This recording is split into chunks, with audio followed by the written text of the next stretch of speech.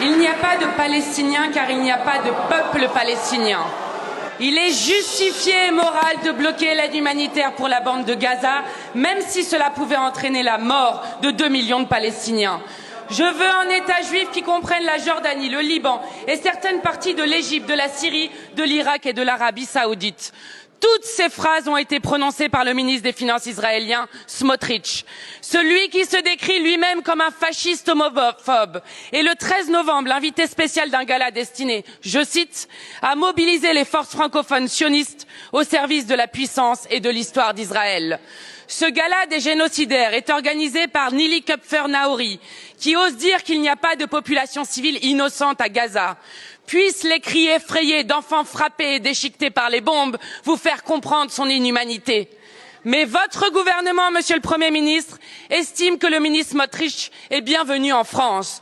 Comment osez-vous accueillir à bras ouverts un des visages les plus cruels du génocide à Gaza et de l'invasion meurtrière du Liban? Dans la France de Macron, les personnes qui défendent la paix et parlent la langue du droit international sont poursuivies pour apologie du terrorisme, mais quand un responsable de plus de 43 000 morts, dont 14 000 enfants, vient à Paris pour faire l'apologie réelle du génocide, vous lui déroulez le tapis rouge.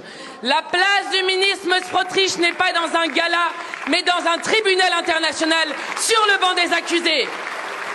Monsieur le Premier ministre, ne voyez-vous pas que la France se déshonore à autoriser ce sinistre personnage à célébrer ici son œuvre de mort?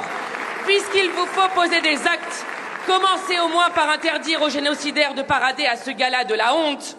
Que résonne jusqu'à vous la question puissante du grand poète Mahmoud Darwish. Si cet enfer pouvait cesser 5 minutes, je dirais presque 5 minutes seulement, pour l'unique chose à faire avant de me préparer à mourir ou à vivre. Merci beaucoup, Madame la Présidente.